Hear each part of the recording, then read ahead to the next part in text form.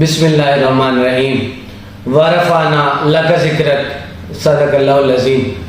اللہ تعالیٰ قرآن کریم میں ارشاد فرماتے ہیں، جو آیت میں نے عرض کی ہے، تلاوت کی ہے، ترجمہ اس کا یہ بنتا ہے کہ اس آیت پاک کا، اے محبوب ہم نے آپ کا ذکر آپ کے لیے بلند کر دیا ہے۔ سبحان اللہ سبحان اللہ، آپ بھی پڑھ لیں۔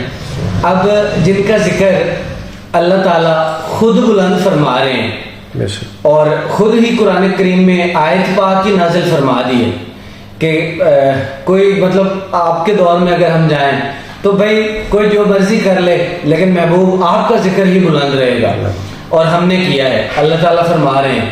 تو سبحان اللہ، اب ان کے ذکر کی، ان کی شان میں، اور کون، میں یا آپ یا کوئی بھی، کون ان کی جو ہے نا جی تعریف کر سکتا ہے؟ اگر کرے بھی تو کتنی ایک کر سکتا ہے؟ جن ہستی کا اللہ تعالیٰ خود فرما رہے ہیں، تو باقی تو پھر کوئی جتنا مرضی کر لے۔ ایسے غلامی والی بات یہ ہے کہ میری چلے حاضری ہو جائے، باقی کوئی نہیں کر سکتا، اور نہ ہی ان کی شان کوئی بیان کر سکتا ہے، چونکہ وہ شان ہی اتنی ہے کہ بیان نہیں ہو سکتی۔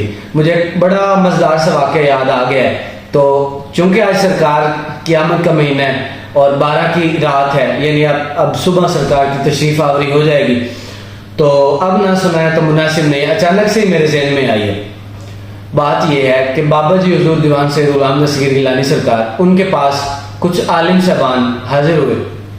انہوں نے کہا جی سائیں تسا تشریف فرما ہوندے نے، اسی سرکار دیاں اللہ پاک دیاں تے مطلب اس طرح دے اسی مسئلے بیان کرنے ہیں، سرکار دی شان دسنے ہیں لوگوں نو، باقی بھی اسلام دے جڑے حکم ہیں وہ دسنے ہیں۔ تو آج ہمارا دل ہے کہ آپ ہمیں فرمائیں سرکار کی شان۔ تو بابا جی مسکرانے لگے مذاق میں، نہ کہ نہیں بس ٹھیک ہے تسی صحیح دس دینے تے تسی دسو، تے مذاق فرمانے لگے۔ انہوں نے کہا نہیں نہیں جی آج آپ فرمائیں۔ تو اللہ تعالیٰ کے جتنے بھی فقیر لوگ ہوتے ہیں نا، درویش لوگ، ان کے لفظ گنتی کے ہوتے ہیں، وزن دار ہوتے ہیں، اور ان نٹ شل ہوتے ہیں، یعنی کوئی وہ دریا کو کوزے میں بند کیے بیٹھے ہوتے ہیں۔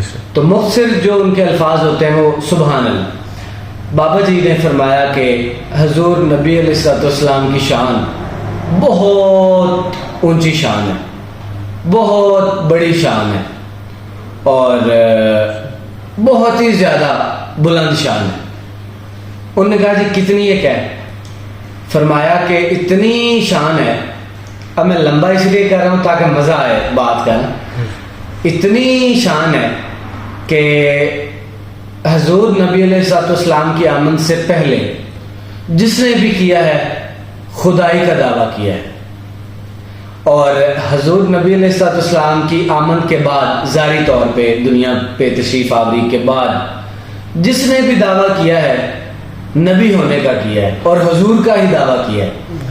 تو اتنی بڑی شان ہے، امید ہے آپ کو سمجھ آ گئی ہوگی میری بات کی۔ ایک تو یہ بات الحمدللہ میری اس بات کے توسط سے حاضری ہو گئی، تو سرکار قبول فرمائے اپنی پاک بارگاہ میں۔ اور دوسرا میں یہ عرض کرنا چاہوں گا کہ اعلیٰ حضرت کا شعر ہے، یا رسول اللہ صلی اللہ علیہ وآلہ وسلم ہم تو مالک ہی کہیں گے کہ آپ ہیں مالک کے حبیب۔ ہم تو، بڑا مشہور شعر ہے، آپ نے پہلے بھی سنا ہوگا، تو مجھے بڑا لطف آتا ہے جیسے جیسے میں پڑھتا ہوں، مطلب روٹین میں بھی، تو مجھے ایسے تازہ سا فیل ہوتا ہے۔ کچھ شعر ہوتے ہیں باسی ہو جاتے ہیں، وہ دوبارہ نہیں پڑھے جاتے، بندہ کہتا ہے چلو چھوڑو یار، لیکن یہ میں نے جب پڑھا ہے یقین مانے مجھے لطف اتنا ہی زیادہ آیا ہے۔ یا رسول اللہ ہم تو مالک ہی کہیں گے کہ آپ ہیں مالک کے حبیب، یعنی محبوب اور محب میں نہیں ہوتا میرا تیرا۔ تو امید ہے اس کی سمجھ بھی آپ کو آ گئی ہوگی۔ اور باقی حاضری تھی ہم نے لگوانی تھی حضور پاک کی پاک بارگاہ میں، جتنا ہو سکے میلاد مصطفیٰ منائیں، چراغاں کریں، سرکار کی آمد کا چراغاں کریں، مدنی پرچم لگائیں، گھروں کو اپنے گھروں کو سجائیں، اور لنگر بھی یقیناً ہر کوئی کرتا ہے، کرنا بھی چاہیے، اور کوئی بھی نہیں کرتا, وہ خود ہی کرتے ہیں سارا, چونکہ کسی کا ہوتا ہی نہیں ہے, سارا ہے ہی انہیں کا, اور سارا وہی کرتے ہیں. سبحان اللہ. باقی یہ تو ڈیوٹی ہوتی ہے, جیسے اللہ تعالیٰ کا حکم ہے کہ جو میں نے آپ کو مال دیا ہوا ہے اس میں سے میری راہ میں خرچ کیا کریں. یعنی پہلے حکم دے دیا کہ دیا ہم نہیں ہے, لیکن ہم اس میں سے آپ نے ہماری راہ میں خرچ کرنا ہے. تو سبحان اللہ, اللہ تعالیٰ کا ہی سارا نظام ہے. باقی آگے سرکار سبحان اللہ بیٹھے ہوئے ہیں خزانوں پہ, ہمارا تو یہی ایمان ہے.